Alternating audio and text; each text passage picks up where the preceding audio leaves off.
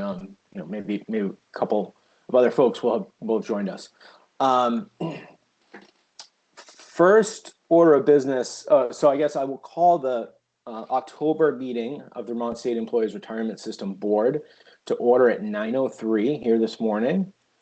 The agenda was distributed with the board packets, and I'll move approval of the agenda, Mr. Jarek. Thank you, Jay. So we have a motion to approve the agenda. Is there a second? I'll second it. Thank you, Beth. With that, there's a motion on the floor. Any discussion on the agenda? Seeing none, I think we can vote on it. All those in favor of the agenda, please signify with an aye. Aye. And all those opposed with a nay. Hearing none, the ayes appear to have it. The ayes do have it, and the agenda is approved. Next up on the agenda this morning is approval of the minutes from our last. Mr. Chair, I'm wondering, sure. For the announcements portion, if we could just quickly note the change. I don't know if you wanted to note for the board the new member that we will have from VSEA. Thank you, Tim. Yeah, the agenda approval I skipped the announcement portion of that. You'll recall at our last meeting, Lieutenant Corey Lozier had joined us as the alternate VSEA representative. His term ran through September 30th, and Lieutenant Todd Wilkins has volunteered to serve. And the VSEA board appointed him to that alternate role. So that term will run through the VSEA's next annual meeting. The board can appoint until the next annual meeting. So Todd is the alternate member running through September 2026. So Tim let us know that he did touch base with Todd, and Todd wasn't going to be able to join us today, but we'll see him in upcoming meetings. Thank you for the reminder, Tim. I appreciate it. With that, yep, please. Yeah, I just want to make one announcement relative to the Treasurer's Office. We got on with the agenda. We'll make this announcement public next week, but wanted to let the board know that we'll have a new deputy treasurer on November 3rd, and it is David Shear, who's currently the state director for Congresswoman Becca Ballin, and prior to that has been state chairman of the Cannabis Control Board in the Attorney General's office in private practice. But David's great leader, manager, policymaker, great in the legislature. So we're excited to have him join our team, and that will be in just about a month's time. So look forward to getting him to introduce everyone to him. Thank you, Mike. Thanks for sharing that with us. Any further announcements? Seeing none, I think we can move on to the second order of business now, which is approval of the minutes from our September 11th meeting. So that's last month's board meeting. I'll move approval, Mr. Chair. Okay, I heard Jay start for talking first. John, are you willing to serve as the second? Yes. Okay. With that, the motion is on the floor. Any discussion on the minutes? I will need to abstain from this vote. Thank you, Jay. I had done the same last month. Bill, could you call any further discussion? Seeing none, Bill, could you call the roll, please? Absolutely, Mr. Chair. Mr. Chair, what does yours say? Aye. Mr. Wisner? Abstain. Mr. Gothier? Aye. Ms. Tansman? Aye. Treasurer Pichek? Aye. Commissioner Gresham? Yes. Mr. Chair, I'll be happy to report a 5 yes, 1 abstention summary voice vote. Thank you, Bill. The ayes appear to have it. The ayes do have it. With that, we can move on to the next item on the agenda, which is public comment. Is there any public comment for the board this morning? I'm perusing the users, and I don't see any members of the public with us this morning. So just going to provide another opportunity in case I'm missing one. But it does not look like we'll have public comment this morning. Seeing none, I think we can close the opportunity for public comment and move on to the VPIC attendance report. Eric Henry from VPIC is with us this morning. Tim, I don't know who's going to take the attendance report portion before we move on to the presentation. Eric, would you like to is this just an FYI, or we can move into really if anyone has questions on the attendance report, it's in the board packet. I'm not sure it's necessary actually to review that to speak to it. Unless anyone feels differently. Just want to put that out there. Mr. Chair, that VPIC's required to send it to the boards every year. We don't act on it. We just we memorialize it as an agenda item so that we can show that they have done their required step. Great, and that it has been distributed to us. Thank you for the background, Tim. Appreciate it. So with that, the next item is a presentation from VPIC. Eric, thanks for joining us this morning. The floor is yours. Thank you, Mr. Chair. Good morning, everybody. Can everybody hear me okay? Yes. Yep. First of all, thank you for giving me this chance to appear. Tom is usually with me, but I think he's in Spain this morning. So we do appreciate the chance to share with you what we're doing and how we're thinking about the world. I do have a deck that I won't hit every page on, but I think it might be helpful as we walk through this. Nothing significant here. You've seen all this before. We are finalizing our requested budget for fiscal year 27. The governor's budget guidance to us was an increase of 3%, no more than 3%. We're at 3.1. We think that's in the ballpark. It's essentially the logical extension of what was in last year's budget, with no significant changes to programming or staffing anticipated at this point. I will footnote that and come back to that topic when we talk about OPEBs at the end of the meeting. Performance, we had another very strong fiscal year with a return of 10.71%, well above the 7% assumed rate of return or the discount rate. You can see we're above that, 7% for the 1, 3, 5, 10, and 15-year periods, as well as 24. Big driver of that was our private equity program. For the second year in a row, we're the top performing public fund in the country with a 10-year return of 18.8%, well above the number 2 at 17.2. We invest in private equity and other illiquid assets to capture the liquidity premium. We manage and monitor the portion of the fund that we can have in illiquid assets very closely so that we don't overcommit. But this has been a significant driver of our returns. We're proud of these results and thankful for the support of the commission as we built that out. We shared this slide with you a year or so ago. This is a projection of standard deviation or volatility in the ADEC as the closed amortization period approaches its end. I know you all are focused on resolving that issue, and if we can be helpful in those efforts, we are happy to be a part of whatever discussions or analysis where you all think you might need some assistance.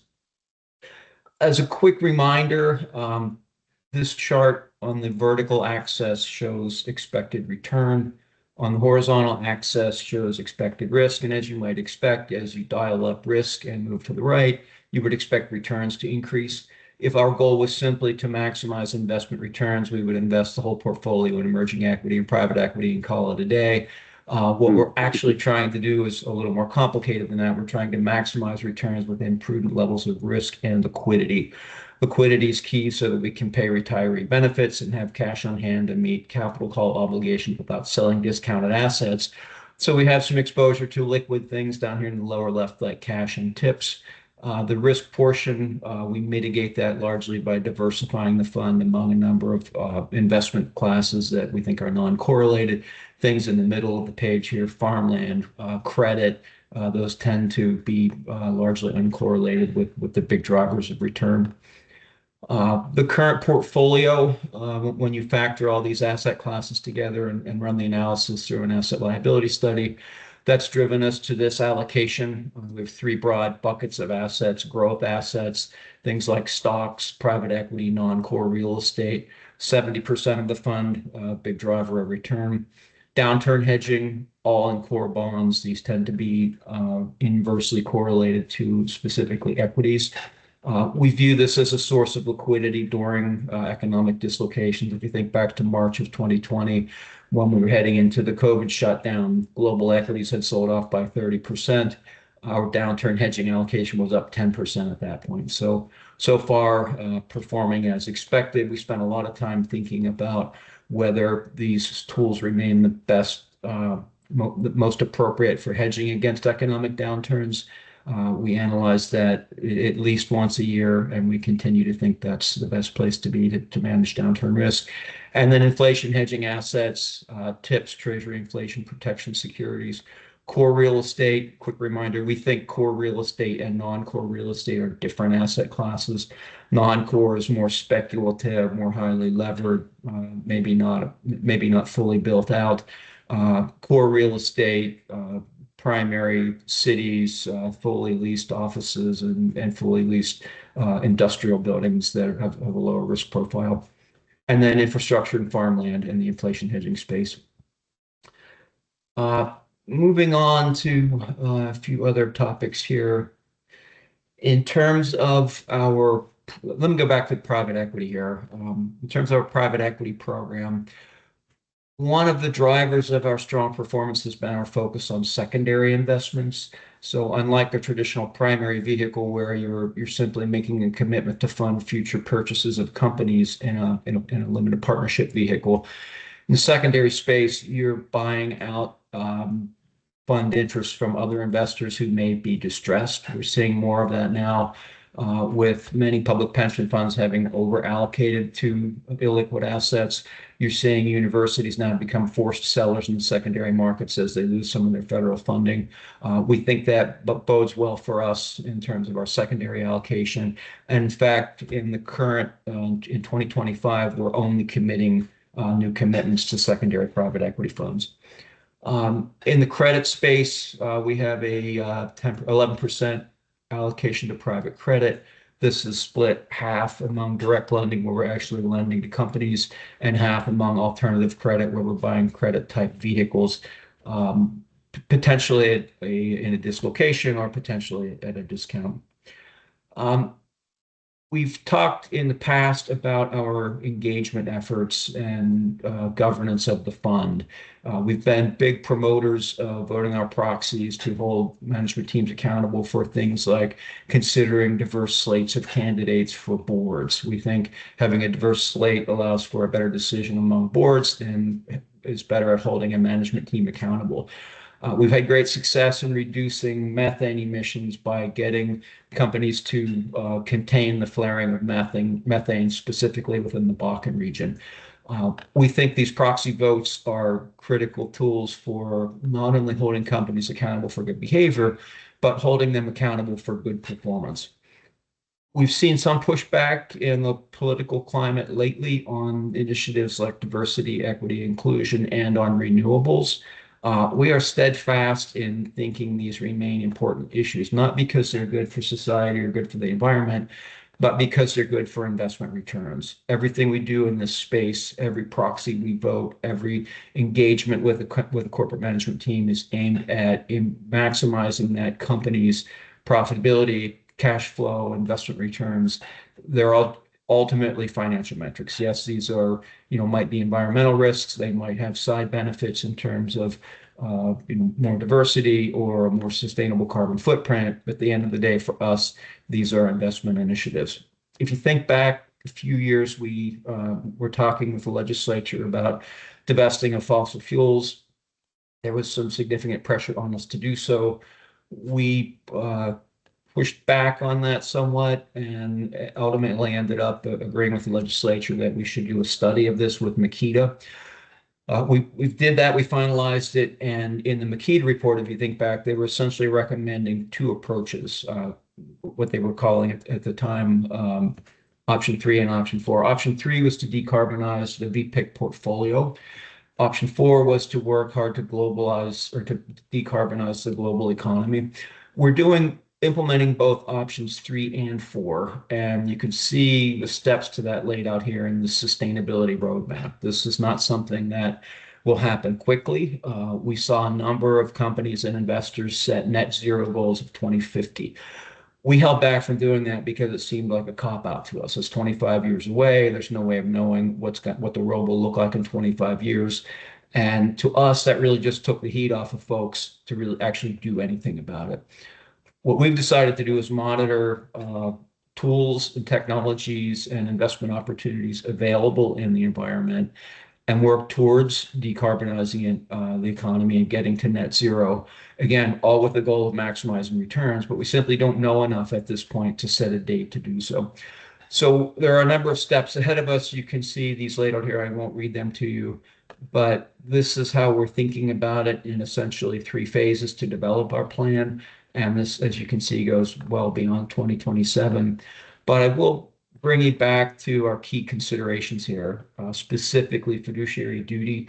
Again, all of this is meant to drive investment returns and long-term horizon. This is not something that's going to happen overnight. This is not about a political headline or tagline. This is about doing what we can to invest in what we think is potentially a once-in-a-lifetime economic disruption or dislocation in terms of the transition to green energy.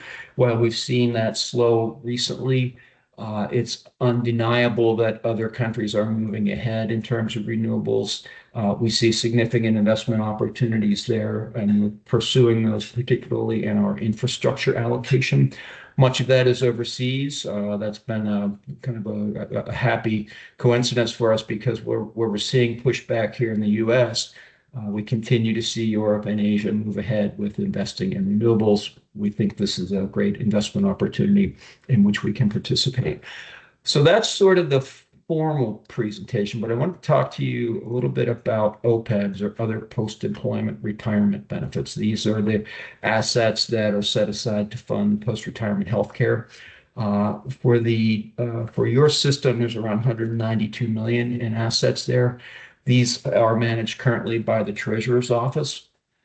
And historically, we've played sort of a light advisory role, but not I would call it more of a minimal role. In the spring, Treasury reached out to us and asked us if we would be willing to consider maybe a more active role in doing so, and we're certainly happy to explore that. Been working closely with Justin and Tim on how we would move this ahead.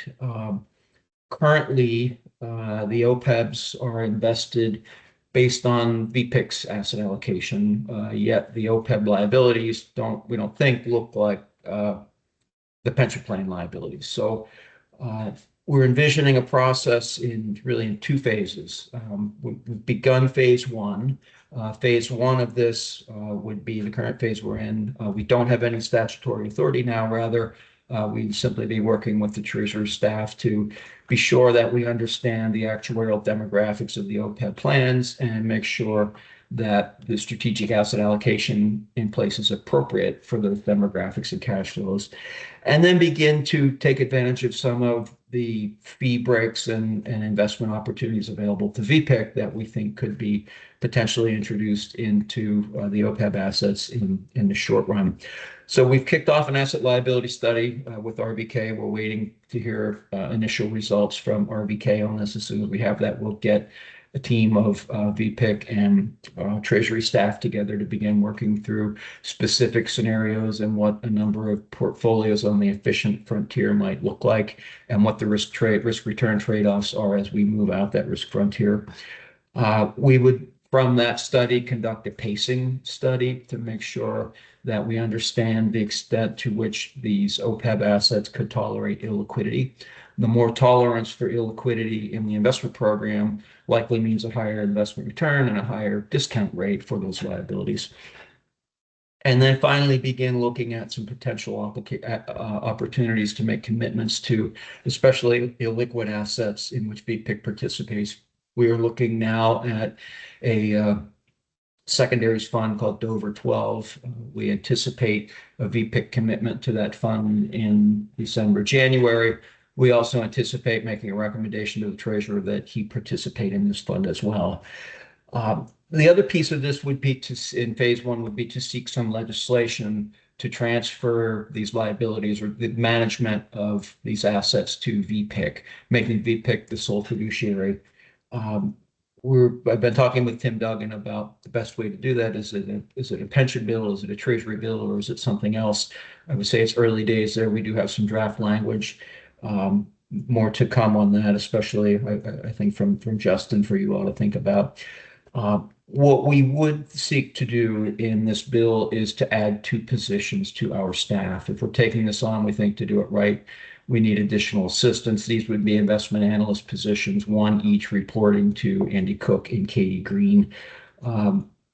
As we look ahead, these assets probably grow significantly between teachers and employees. We're currently at almost $400 million in these assets.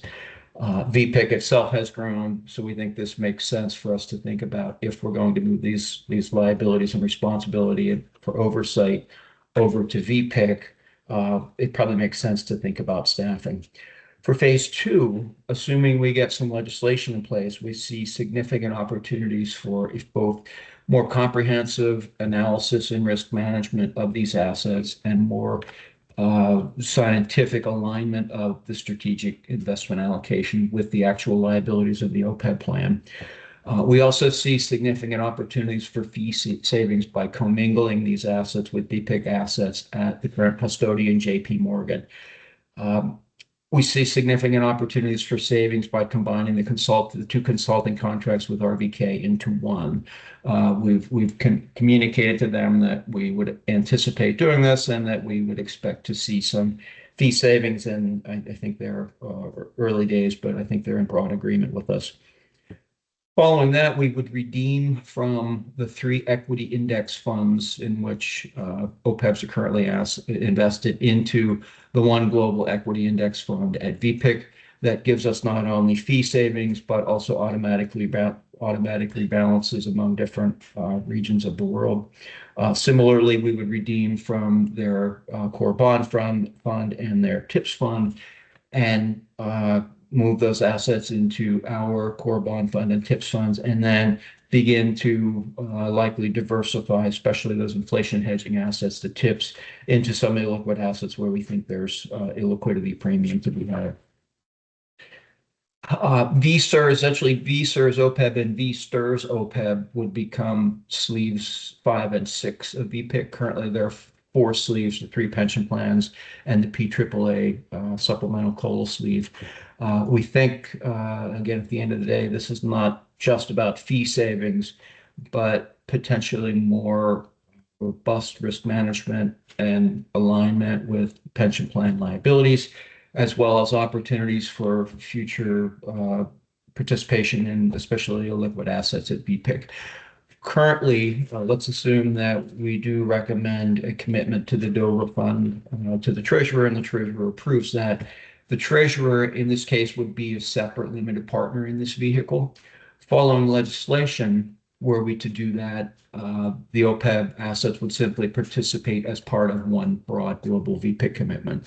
So I would say, early days on this, a lot more to come, a lot of work to be done. Tim and I have talked about once we have a draft bill in place that everybody's happy with, potentially shopping it around the stakeholder groups and thinking about whose input we need. But I think it's an exciting time and certainly an opportunity to do well for your retirees and for the state. Happy to take any questions on anything I've talked about or anything I haven't.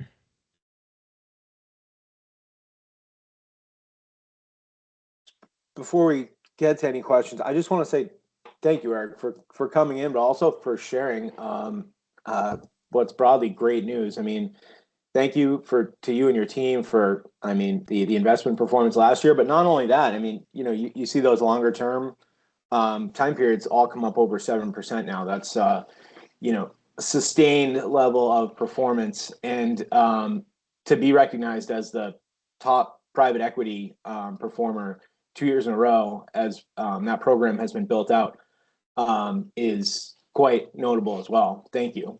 Thank you. And thanks also to you and Treasurer Pichak for staying ahead of the game with OPEBs and thinking about, how do we get the best investment returns and be most efficient with fees. That's, it's really nice to know, work through all this proactively is really, I think, a good reflection of your diligence and how you how we're all thinking about these issues. Are there any questions from the board? I have one, and this might be to BPIC and Treasurer's Office combined. Eric, as you laid out those steps about what would happen for OPEB investments going to VPIC, what do you all see as a timeline? There's the legislative session coming up, and then just how long does it take to implement something like that?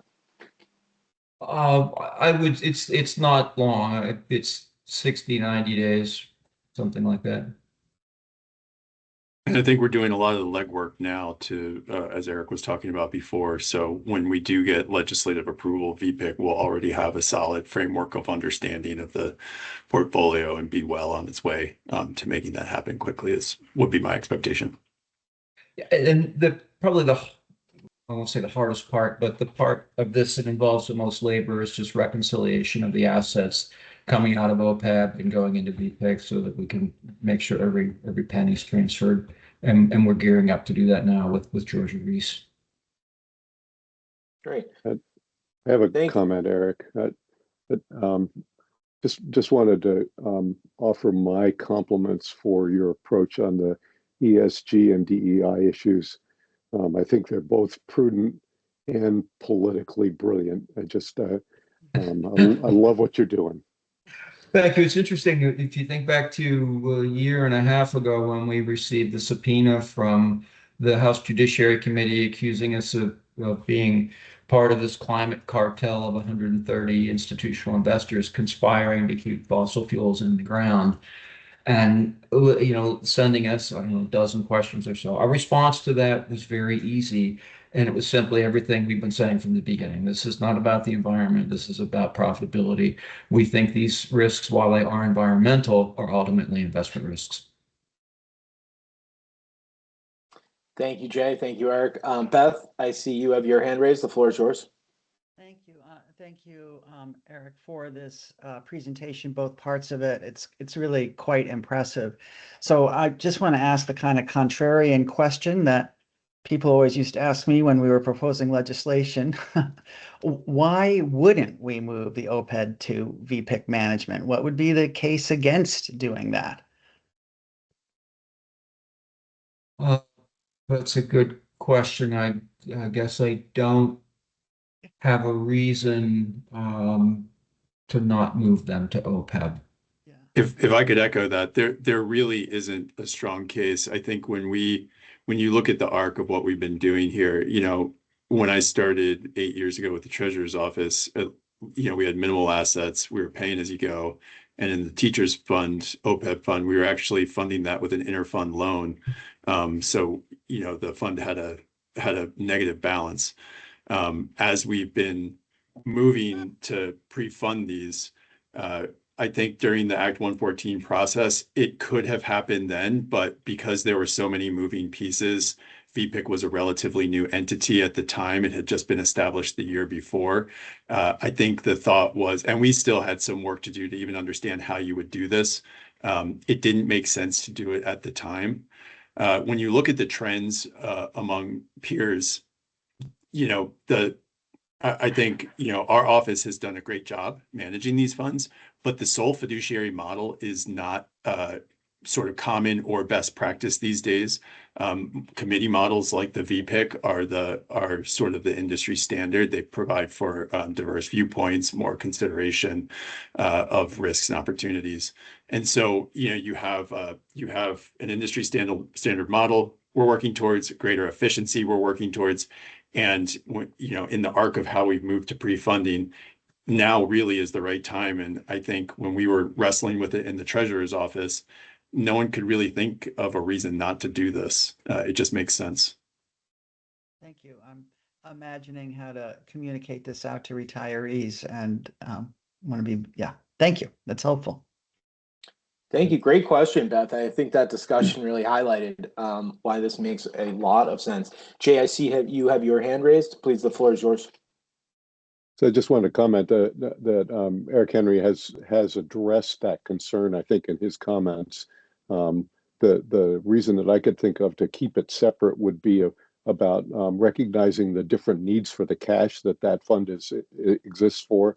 But we've anticipated that concern, and are planning to manage the money with that in mind. So. Yeah, I can't overemphasize the importance of doing an asset liability study, and many funds actually don't do them.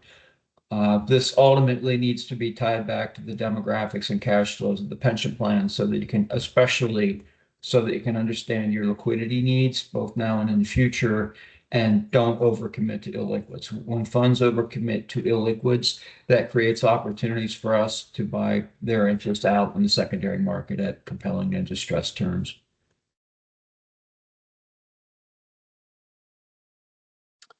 Thank you, Jay. Thank you, Eric. Any additional questions for Eric while he's here with us this morning?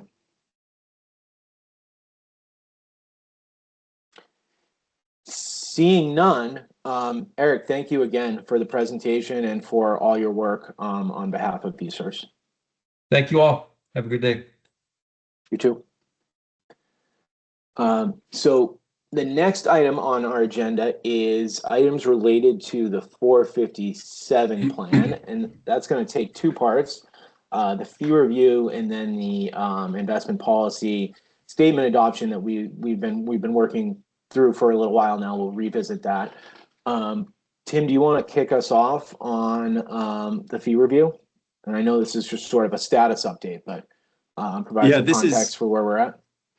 Sure. This is a heads up to work ahead memo that I wanted to circulate to folks. I did not want to come to you when I had to get action right away.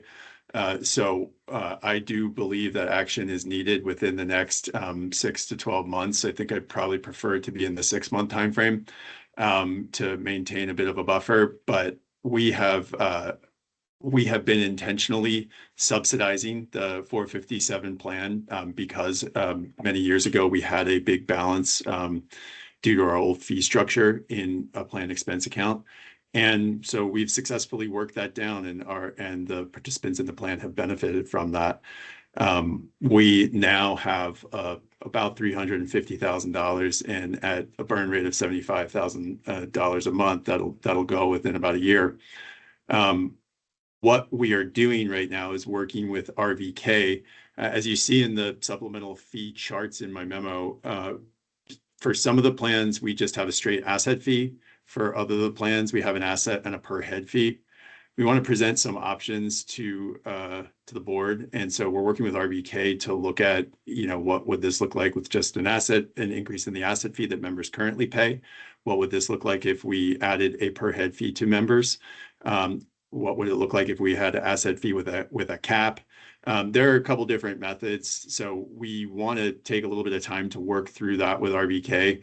Each method that you look at will have different impacts on, say, high balance participants or low balance participants. We want to be mindful of that and present those concepts to you.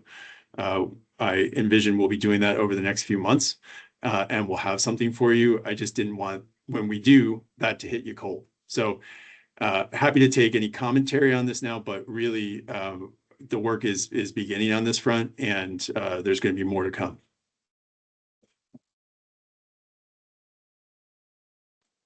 Thank you, Tim. Yeah, I really appreciate the approach of giving us all a heads up and letting us know what you're working on, so that when we see it, we have the context to consider it. So I really appreciate just putting that out for us before it's ready, so that we know. Any questions on this effort for Tim? Seeing, oh, Jay, please. Just a comment. My I'd love to hear more discussion about this, and I know you're planning to do it, but my instinct says that the current fee structure with a capitated rate that applies to all participants is not in the interest of the small accounts, and so I'm sort of tilting away from that. Um, so I just wanted to comment that. Yeah, no, it's a good point, and that's one that I think the best course for us would be to present a couple options, and then we can have that conversation with some numbers, and maybe say, okay, you got this account balance, this is what it means to you, you got that. So this is one of the great reasons to have RBK on board. They're really good at doing this analysis, and they're up on sort of current industry standard fee structures. So we'll have that conversation with you in the next few months. But totally hear your point, and we're thinking about that. Thank you. Good point, Jay. And I, if I recall, I think when we had revisited these fees, I think that was the reason behind having two different structures, and that one was more sensitive to assets than the other. And it's always nice to refresh that thinking with what is the best practice. Thank you. Good food for thought. Any other questions before we move on to the investment policy statement adoption? Seeing none, I think we can revisit this item. Thank you, Mr. Chair. And the investment policy statement, this is the correct investment policy statement this month. Again, our apologies for the oversight on that last month. Still to date, we haven't heard any feedback from members on the investment policy statement or watch list policies for the deferred comp plan or the STIA, the two plans that the board has fiduciary oversight of. So our recommendation to the boards would be to approve the investment policy statement and watch list policy as presented, though at the same time, we're happy to answer any questions. Any clarifying discussion? Okay, John, your hand is raised. The floor is yours, and Beth will take you next. John, I think you're muted. And reviewing the 457 plan policy statement, I just need a little bit of a primer on, this document. Obviously, we know who the board is and the staff is. The investment consultant and the investment manager, and it looks like the way it's written up, you can have multiple investment managers. Yes. I need to get clear on who these actors are right now, so it makes sense in terms of the volume of materials we've been receiving over the past year. I wonder if you could just go through those, who those people are, and what the role is, investment manager versus consultant. Let me suggest that let's move approval and then go to the discussion. So I'll move approval. That's fair, Jay. So we have a motion on the floor to approve the policy statements and watch list policy as provided to us. Is there a second? I'll second it. Thank you, Beth. So now the motion is on the floor. Any discussion on the motion? And John, we had begun to talk about this before it was on the floor. I think your concern was just knowing a little bit more about the what who plays those roles. Well, for I us. understand the need to be generic in a policy statement, but there is no reference to any bodies that are currently fulfilling those roles. So I just wanted to make sure that I understood the roles and who is fulfilling them now. Sure. And Thank you. So as you said, board and staff are self-explanatory. The investment consultant is RVK. They serve a fiduciary role for us, and so they're providing expertise and oversight of our fund lineup. So they're delivering those quarterly investment reports now that we get when Empower is providing its demographics update, and they're helping us think through changes in the fund lineup or monitoring when we need to put a fund on watch. The investment managers are essentially the funds. So they're the folks who we have whatever our lineup is, and forgive me, I can't remember the number in the 457 planned offhand, dozen or more. Those entities that are managing those funds are the managers. So RVK provides detail in each of its investment reviews of the individual managers, and so that's who they're talking about in that case. And just to follow up, if I may, Mr. Chair, for the single deposit, it's essentially the same structure, except that there's only one vehicle. It's only one investment. So we're being now, right? There could theoretically be another one in the future. So again, we kind of try and make these things be flexible enough to accommodate, to not lock in just what we have today. Thank you. Thanks, John. Beth, your hand is up. The floor is yours. Just a couple clarifying questions, and forgive my ignorance, please, on this, but on the 457 plan, the section on plan investment structure, the policy lays out that we would have a broad range of investment alternatives at reasonable cost. And I was just wondering, are there kind of industry standards that are used to determine reasonable cost? And I completely understand why we don't want to be too specific, but is this language specific enough? I believe it is. We look at the plan costs against peers. That's sort of the best practice of doing it, and that's where RVK will kind of rank them for us, where this type of fund has this cost, and so therefore ranks within a peer group at this level. That preserves the opportunity for us to say, we might want one that's a little bit more expensive because we think their investment strategy and their team is such that it'll deliver better returns over the long term. So we don't want to be too prescriptive, and we want to allow our experts to kind of guide our review. So that's kind of how we landed on that language. Great. I have just two other quick follow-ups, if I may, while I Please. have the floor. Similarly, under the vendor selection process, there's no mention at all of cost in terms of vendors. And I just wanted to, in terms of a criteria, and again, having done enough contracting, you don't necessarily want the lowest cost vendor, but I'm just wondering if from a policy point of view, it would be appropriate to have some reasonable cost language in that, or why not? Just more curious than objecting.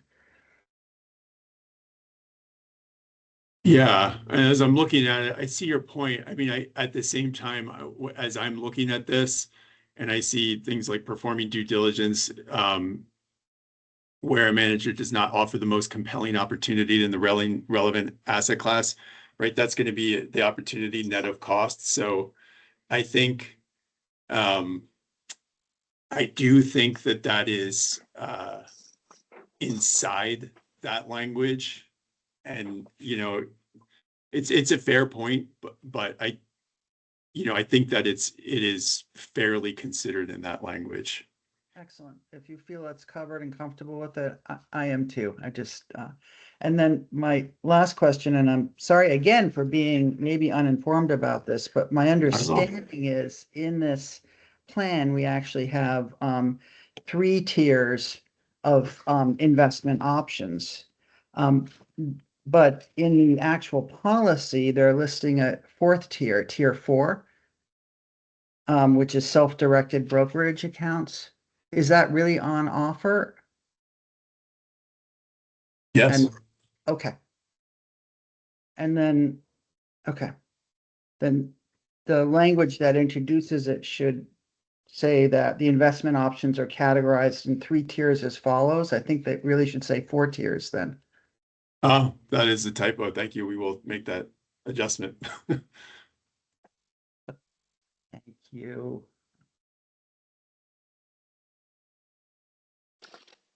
Good catch.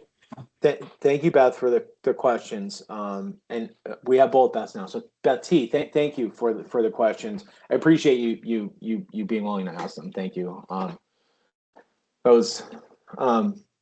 That was good discussion. Any additional discussion on the motion? John, floor is yours. As a point of information, absent this policy, the watch list procedures, how has that taken place, if it ever has? And Yeah. what are our risks if we don't approve this policy? I'm just trying to understand the need more than the history. It was less formal. If you recall from when Empower was making their presentations, they would have the rankings, 1, 3, and 5 year against benchmarks of the individual funds, and they would call out specific funds where they were outside of their benchmarks. They would present on it, and board would ask any questions. But it wasn't as formal a policy. Sometimes. So I wouldn't say that it wasn't being done. I would say that it was being done very informally, and the board hadn't taken action in recent history on any of these. What the watch list policy does is it gives us some more discrete steps. Sometimes it's harder to take steps when you don't have that framework for decision making in place in advance. So our belief, and talking with RBK, is that having that decisional framework will help us. When it's not here, it goes on watch. And what that means is that the investment consultant does these things, and we'll just kind of force some actions that will make us more affirmatively grapple with a fund that may not be performing. The answer may still be, no, this is okay. Once we do our due diligence, it may be that that's still a perfectly viable and appropriate option, but it will be a bit more of an informed and deliberate conversation to get there. Thank you, Tim. Very helpful. Yeah, John, thanks for the question too. I think that really it's helpful in framing why these are in front of us.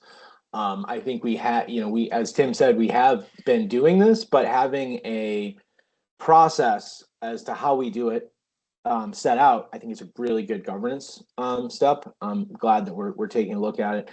Jay, the floor is yours. So I just wanted to comment. One of the things that's interesting about this kind of policy, and this one in particular, is that it makes it clear that there is decision-making happening. But it doesn't give us a lot of guidance or limitation on the criteria for how we make the decisions. So it by its silence, makes it clear that the decisions about these things are ours.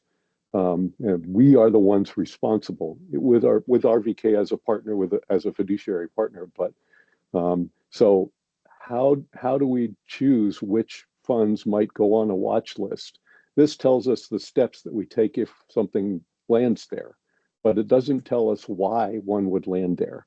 And that's our decision. That's RVK's decision. We have to talk about it and make those decisions.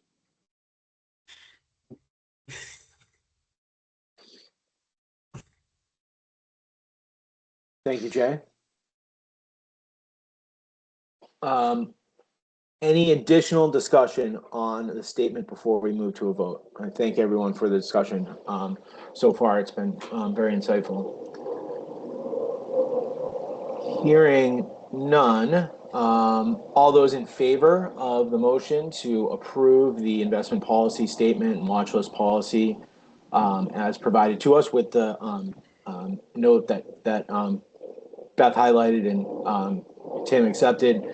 All those in favor, please signify with an aye. Aye. Aye. Aye. Aye. All those opposed with a nay. Hearing none, the ayes appear to have it. The ayes do have it, and the investment policy statement and watch list policies are adopted. Next on our agenda is the Delta Dental contract extension. Tim, Mr. Chair. Yep. I wonder, I need to pop out of my office for like 3 minutes. Do you mind if we switch to the legislative preview and have Justin start that conversation? That's fine with me. And I'll be right back in a couple of minutes. Okay. Thanks. So let's swap the legislative preview with the Delta Dental contract extension. Justin, can you give us some context for what might be happening at the legislature related to VSERS this session? Yeah, absolutely. And I think Tim's memo is illustrative, and so I think the sort of thought process right now is sort of these 4 points as part of a package, and I think discussions about how that'll be there. That I think the legislative folks are probably better attuned to how it might go. But I think we're thinking of this as a retirement package of obviously fully fund the pension. OPEB's always sort of the first step one. It seems like we just don't need to say it, but we need to say it as any legislative priority starts there. So there's also, I think Tim's identified a need for an additional position that is going to be requested this year, continuing to professionalize the department, adding additional resources for these additional responsibilities, certainly mitigating key person risk. It's certainly going to be needed and helpful, and health insurance, the supplemental work. I think Tim's identified that need. So I think working as part of our treasurer's office package, but certainly as sort of a standalone retirement package, that's a big piece. As we've talked, and Tim and I are working now in the responsibility of the OPEBs is obviously a big piece, and it also ripples through various sections. As most folks know, whenever you deal with legislation, it's not one piece. So you have to, there's not only the VSERS and the VSTRs, there's pieces there that need to be cleaned up to make sure we don't have conflicting language. It's also looking at VPIC statutes as well to understand, as well as the OPEB statutes. So that is part of it. It's going to be hopefully not an enormous lift in terms of work-wise, but certainly communicating, I think. And then the creation of the funding task force, which I think is really looking at the amortization policy and investigating, the best practice. And is that something that the legislature wants to move forward on? I think the framework would be scaled down Act 114 task force, is I think what Tim is contemplating right now. And so I think the thought here is it's an ambitious legislative agenda, but also a lot of these pieces move coherently together. And I think the narrative, I think VPIC, especially, I think our office would be walking arm in arm with VPIC on the OPEB pieces, especially in a way that makes, I think, a lot of sense. I think as you could hear Eric today speaking on. And so working on that is certainly there. But I think this is sort of the high level points right now. There's a lot of work to get done. Folks are aware the second year of the biennium has earlier drafting deadlines. And so I think the treasurer and Tim are already working on outreach and conversations. And I think getting the with stakeholders and getting the pumps prime this year, just knowing that it's an earlier deadlines, and generally in the second year of the biennium, folks tend to want to get out a little earlier as well. So I think doing the work right now. So. Thank you, Justin. Yeah, I mean, busy. But what really jumps out at me from this is something I mentioned earlier, which is just being proactive on all of these different fronts, getting out in front of these issues so that we can think through all the complexities and move forward in the best way for all of the stakeholders involved. Jay, I see you have your hand raised, so the floor is yours. I'm just curious about the proposed addition to staffing. Can you say a little bit more about what that role would be. What level of position are we talking about? I'm back. I might take that from you, Justin. Thanks for covering for it for the last couple minutes. It is Bill Meckel 2.0 is what we're looking for. So Bill is a research and policy manager in our office, and it's really to kind of, so we're structured with 3 sections in the retirement division. We have our financial section, money in, money out. We have our counseling section, this section of the specialists that help folks retire, determine benefits, really are benefits experts. And then we have our front office, and they do a great job running the day-to-day of particularly the defined benefit plans and helping people get on insurance. Where we are, some of this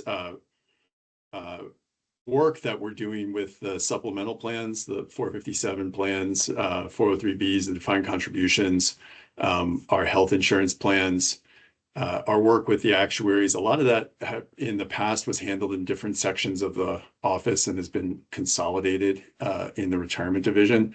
And so we're struggling to keep up with some of that more organizational work. And so when we look at how we're situated against peers, we've had NASRA do this analysis for us a couple times, and we see that we're over double the national median. It does seem appropriate, and we're trying to keep it as modest as possible. I mean, I think we could come very reasonably with some additional asks, but we're trying to keep it as modest as possible. And in large part, the one other thing I'll say on this is we don't want to be penny-wise and pound foolish. I'll give you an example from this summer. You may have seen some news in the press about the teachers' health insurance change that's going to happen. That was really hard to pull off when we got some really challenging news that would have been incredibly costly for members and the state, to be able to put folks in action and find an alternative. And the result is we're going to save $20 million a year for the state ongoing. So when, we're trying to professionalize and systematize that and not count on the ability of folks to just stop everything else and hope you have the people in place to pull something like this off. So I think it's really this continued effort to professionalize the division, make it more consistent with industry standards, and be able to deliver these kind of savings to members of the state. Great, thank you, Tim. Great question, Jay. Thanks, Tim. Beth T, floor is yours. Another one of my uninformed questions. So the advantage of going to a closed or reviewing the closed amortization policy is the thinking that there may be some years where we could pay down more of the debt, or is the risk then that it's not like lockstep anchored in each year legislatively? So the benefit of going away from the closed amortization, I'm sort of working on a deck on this right now, and I'll just show you. These charts are from the risk assessment we did. The line sort of going through the middle is our expected payments. The closed amortization period here ends in 38, so it drops significantly down in 39. But as you see, as we approach, because we have less time to amortize any gains or losses, the potential volatility as we approach 2038 gets pretty substantial and potentially, just intolerable from a budgetary perspective. So we're trying to prevent that extreme range of outcomes and mitigate the possibility that, say the worst case, I have one other deck, the worst line that we looked at is when we have a downturn in 32, like from 32 to 36. And then all of a sudden our pension payments spike up to, they would be expected to be around 150 million, but instead they spike to 450. And the reason is because you would only have that couple of years to pay it down as you approach the end of the closed amortization period. So we're trying to, there are ways to mitigate that while still managing the unfunded liability to that timeline, the legacy unfunded liability. But those are some of the issues we want to present in a stakeholder process and find a broad consensus solution to how to address. Thank Tim, you. if I could just add a little bit of context on that, this is an issue that came up for the pension funding benefits and design task force. Nothing was included in Act 114, but they're specific because they want, I think they wanted to focus on the changes that were really material to the unfunded liability itself. But highlighted, this is something that would really need to happen, and ideally, before there, or at least before around there's a decade left in the schedule. And I think we've talked about it here at this board with the risk assessment. I know VPIC has also been talking about it. So, I see this task force as just as a way to really make sure all the stakeholders are involved in that discussion. So again, this seems really proactive and a good governance process to say, let's bring these people in and talk about the pluses and minuses of all the different approaches.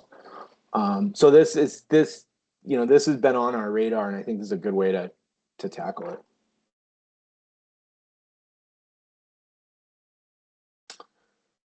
Any additional questions on the legislative items? You guys, you'll be busy at the legislature this session. Seeing none, I think we can take the Delta Dental contract extension now. Tim, do you want to kick us off on that? Sure, thank you. And thanks for letting me switch this around. We have our Delta Dental contract up this year. Over the past number of years, I think since 2020, they've been able to hold the rates steady. So we haven't had an increase in our dental costs for a number of years. They couldn't manage that another time. So we have 2 more extension years on our existing contract. And we started working with Delta Dental this summer to get them to propose, what those last 2 years would look like. They came in initially with a 6.5% increase that they were asking for, and a 6.5% cap for 27. We pushed back on that and actually spent a fair amount of time going back and forth with them, and we landed what I think is the best option on a 5.4% increase for next year, with a cap of 7% the following year, assuming both, in either scenario, the caps were fully utilized. The 5.4 and 7 works out more favorably than 6.5 and 6.5. So we're pleased with that. One note is that in statute, there's a statute that says, to make sure that the costs of the plan are fully borne by members. I can't remember exactly the language offhand, but the way we have always addressed that is we add a 0.5% fee on top of what the rates from Delta are. That goes to our, it's relatively modest, but it goes to our administration of the Delta plan and the work that's encompassed in that. So when you see 4606 for the 2026 rate, that's what Delta will charge us. What we will charge the member is slightly higher to account for that admin piece. So I just wanted to flag that in case, you would see a discrepancy when we go to announce a rate change. But we're very comfortable with this. We need to get something in place in advance of the calendar year. And this means that there are no real changes to the plan. And after 6 years or 5 years of a rate freeze, it seems very reasonable. So our recommended motion, should the board, or I'll hold off. I see a question.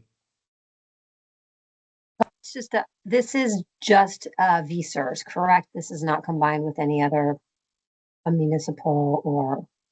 No, all this is the contract that we have is between Delta and all of the boards. All members are eligible for this. So this will require approval from all 3 boards. Thank you. Thank you, Beth. So we do need formal approval. Would anyone like to move that we adopt the terms of the contract extension as proposed?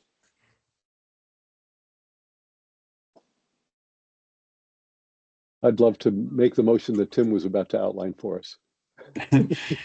I'll suggest some language and see how people feel after. Sounds good.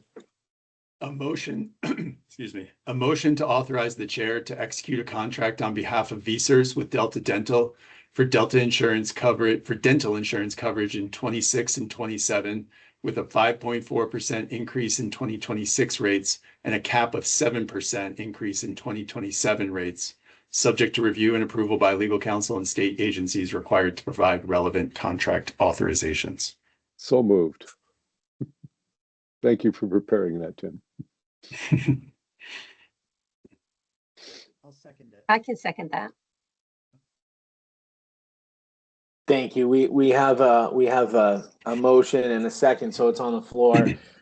Jay, that was a good idea to get all the language out there precisely. So with that, the motion is on the floor. All those in favor, please signify with an aye. Aye. Aye. Aye. All those opposed with a nay. Hearing none, the ayes appear to have it. The ayes do have it. So VSERS, the VSERS board has approved this, and good luck with the other boards.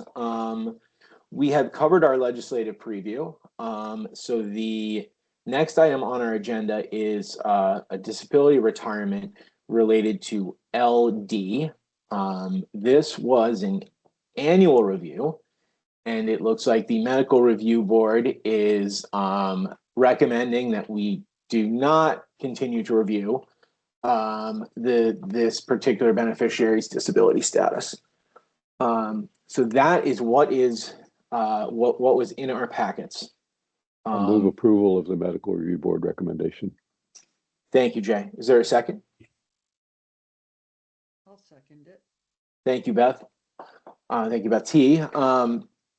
So with that, the motion is on the floor. Any need to go into executive session on this, or any additional discussion that may not need executive session?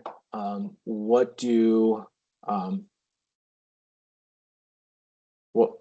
folks feel on that? Or looks like we can probably move to a vote.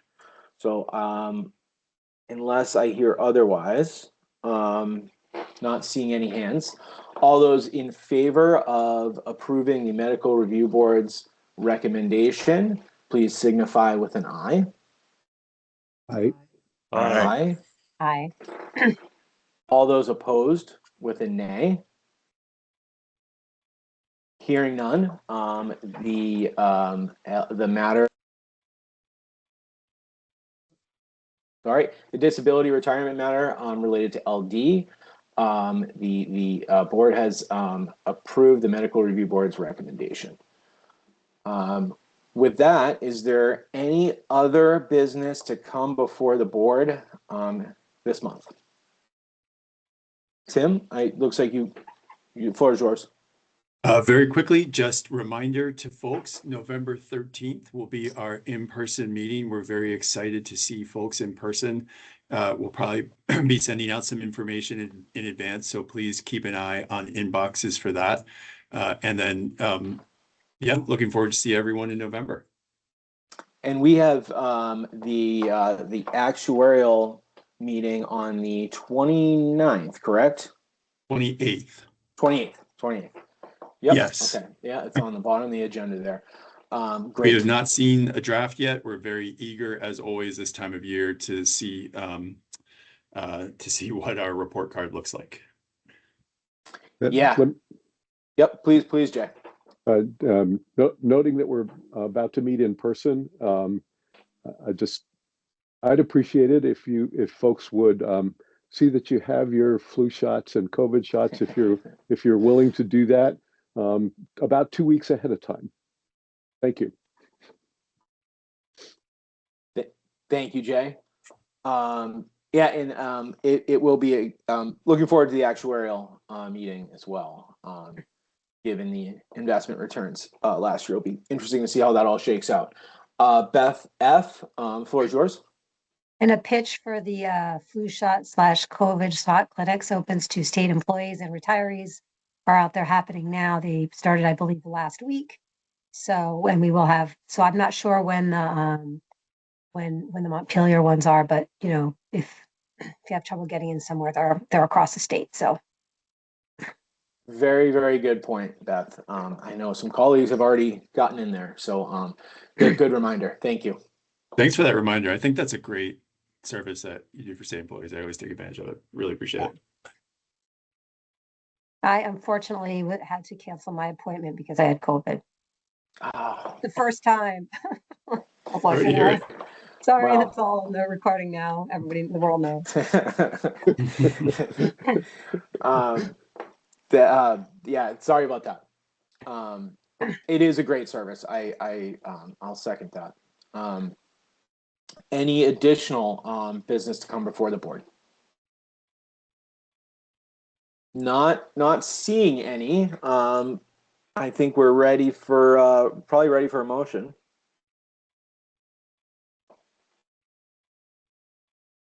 I'll move adjournment. Thank you, Jay. Is there a second? I'll second. Thank you. So the motion to adjourn is on the floor. There's no debate on a motion to adjourn. All those in favor, please signify with an aye. Aye. Aye.